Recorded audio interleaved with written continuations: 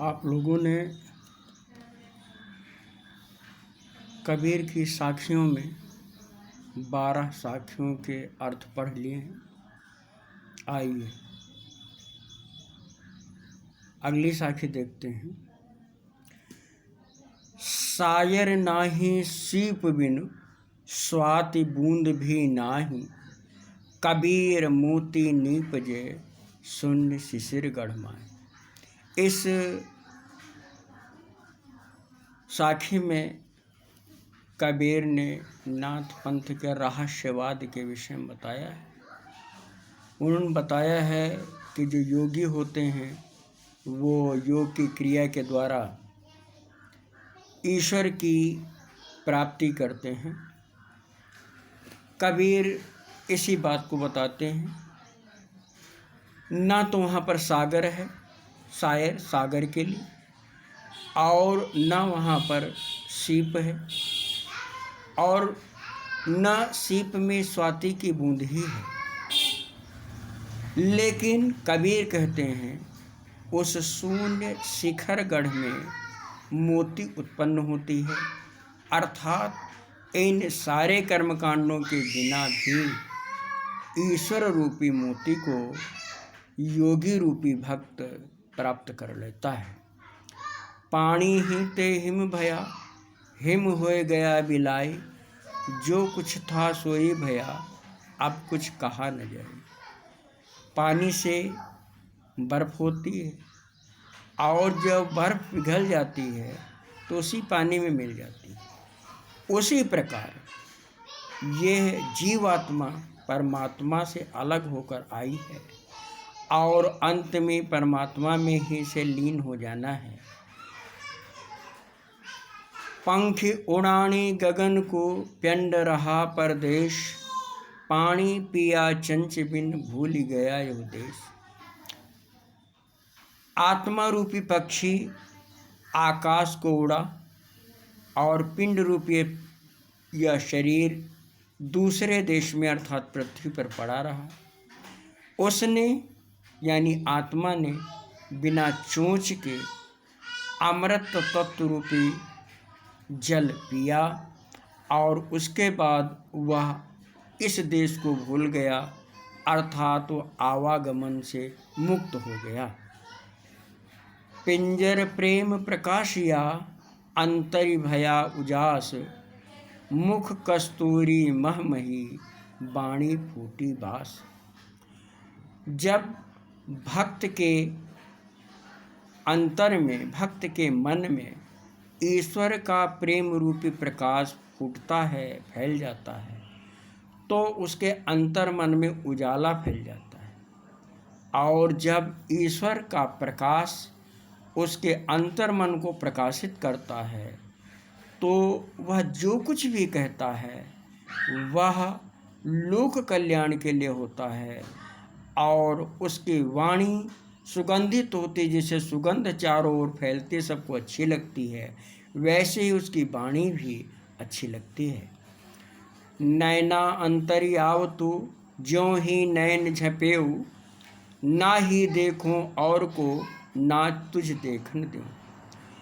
हे ईश्वर, तुम हमारी आँखों के अंदर आओ और मैं आँखों को बंद कर दूं, ना मैं कुछ और देखूं और ना तुझे किसी को देखने दूं।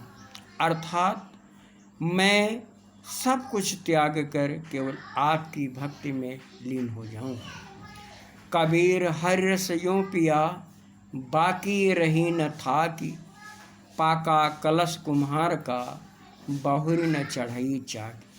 कबीर कहते हैं हमने ईश्वरीय आनंद रूपी रस को इस तरह पिया कि अब मेरे मन में कोई इच्छा शेष नहीं रही। जिस प्रकार कुम्हार का पका हुआ कलश दोबारा चाक पर नहीं चढ़ता, उसी प्रकार कबीर के कहने का तात्पर्य उसी प्रकार जो सच्चा भक्त होता है वो ये जीवन के चक्र में, आवागमन के चक्र में 84 लाख जो प्रकार की जन्म जन्मांतर में भटकने की बात कही गई है उसमें दोबारा नहीं पड़ता। हेरत हेरत हे सखी रहा कबीर हेराए, बूंद समानी समद में शोकत हेरी जाए। कबीर कहते हैं कि हे सखी, मैं ईश्वर को खोजते खोजते उसी में खो गया। अब मेरी स्थिति उसी प्रकार हो गई है जैसे पानी की एक बूंद समुद्र में मिल जाए तो फिर वह खोजी नहीं जाती। अर्थात ईश्वर का भक्त ईश्वर की आराधना करते, ईश्वर का ध्यान करते हुए ईश्वरमय हो जाता है। कबीर यहु घर प्रेम का, खाला का घर नाही, शीश उतारे हाथ कर सो बैठे घर माए। कबीरदास कहते हैं प्रेम करना अर्थात ईश्वर से प्रेम करना खाला का घर नहीं, अर्थात आसान काम नहीं है। जो अपना शीश काट करके अपने हाथ में रख ले, अर्थात जो अपने प्राणों की परवाह न करे, वही ईश्वर से प्रेम करने में सक्षम हो सकता है। जब मैं था तब हरि नहीं, जब हरि है मैं नाही, सब अंधियारा मिट गया जब दीपक देखा माए। जब मैं था तब ईश्वर नहीं था, जब ईश्वर हैं तब मैं नहीं।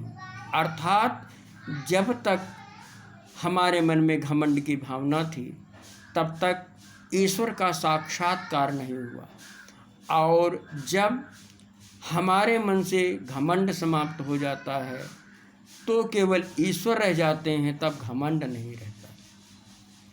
जिस प्रकार दीपक के जल जाने से केवल दीपक और प्रकाश दिखाई देता है, अंधियारा कहीं नहीं दिखाई देता, उसी प्रकार घमंड समाप्त होने से ईश्वर की प्राप्ति हो जाती है।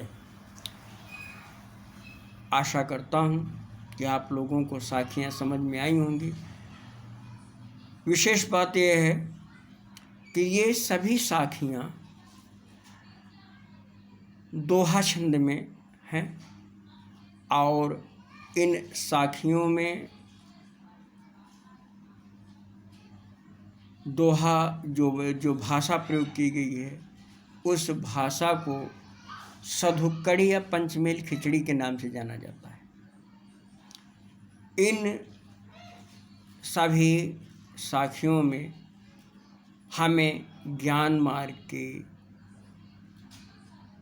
भक्ति भावना की विभिन्न विशेषताओं का पता चलता है। अब इसके बाद हम लोग पदावली के पदों को पढ़ेंगे जो शब्द से संबंधित हैं।